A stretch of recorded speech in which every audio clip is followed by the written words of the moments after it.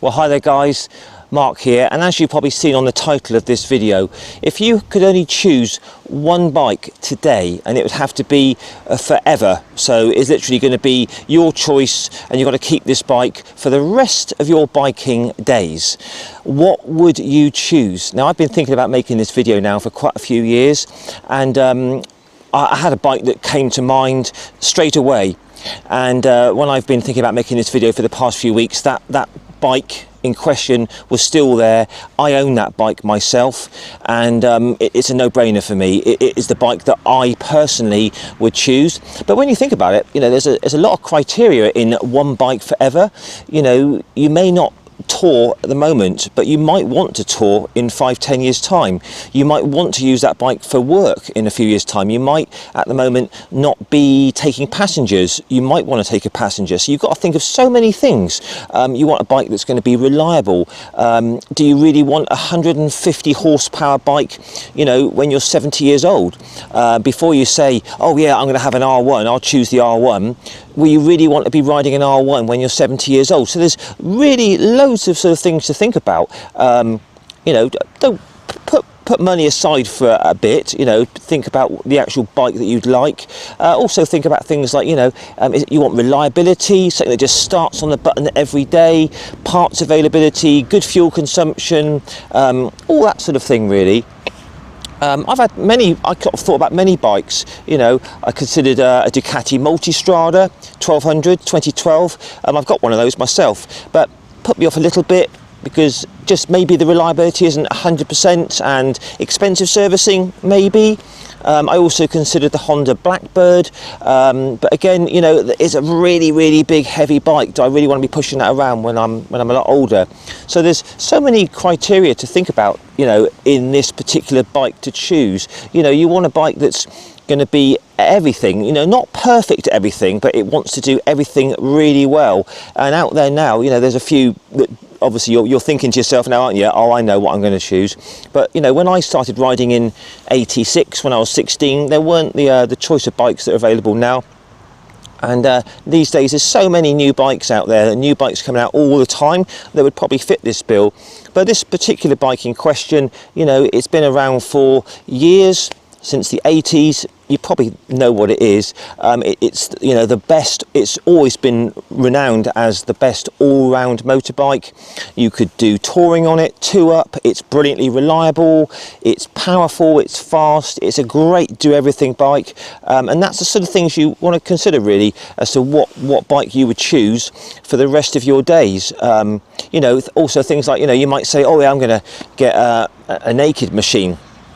Don't know, you know, like a KTM or a MT10 Yamaha or a Triumph Speed Triple, but then what if you want to do long distance touring on it? I have considered adventure bikes. You know, there's lots of different adventure bikes to choose from, Triumphs and whatnot, but the bike I've chosen, which I'll give the game away now, it's a sports tourer. You know, it's got that bit more fun factor to it. You know, if you wanted to do a track day, if you want to give it some round the corners, it feels a bit more right, so to speak. And I like sports tourers. I like the sort of slightly lean forward position that they give. So just before you make your choice, have a think about every single criteria as to what bike you would choose. You know, you've got to make a choice like right now, and the bike would be sort of just delivered to you, and you had to keep it for the rest of your time, and you're only allowed that one bike. So what I'm going to do, I'm going to play this video, is I'm going to give it a couple of weeks. Hopefully I'll get about 200 or more comments. I'll make a note of all the bikes. You're only allowed to choose one bike. I'll make a note of all the bikes, and in 2 weeks time I'll make another one of these videos with the winner, and then I'll have a second place and a third place as well. So there'll be sort of like the number one choice of people is, the number two is, like that. And also I'll chuck in a few sort of like runners up. Okay, so that's what we're going to do. So anyway, without further ado, I'm going to reveal to you my choice, and I wonder if you can guess what it is. Ready? So it's red. There you go. Okay, let's turn the camera around and reveal to you my choice of what bike I personally would choose if I had to have one bike forever. So obviously, you know, this may kind of sway you a bit, but don't let this sway you. You know, this is a fantastic bike, but there are hundreds of bikes out there that are jack of all trades as well. My reasons for choosing this bike: first of all, it's very, very comfortable. You know, I've ridden VFRs. I got my first VFR when I was 18 in 1988, and I did 8-hour days on it. They're extremely comfortable. I like the slightly lean forward position on it. That suits me. Sometimes for me personally, riding totally upright bikes, I do get a little bit of backache, so the slightly lean forward position works for me. This has got around about 100 horsepower, which is a really nice amount of power to have on UK roads. You know, it's very thrilling. It will overtake cars with ease, but you can still, with 100 horsepower, you can wind it out a bit without going crazy fast. Whereas 150 horsepower is pretty hard to open up, if you agree with me, on UK roads. So comfort-wise, this ticks the boxes for me. I do take passengers from time to time, and the seat is very, very comfortable.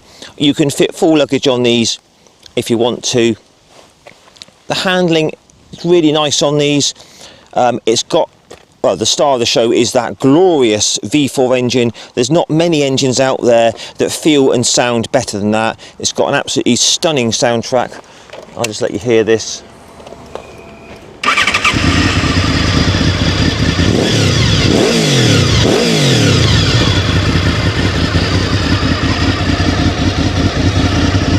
You know, I say no more.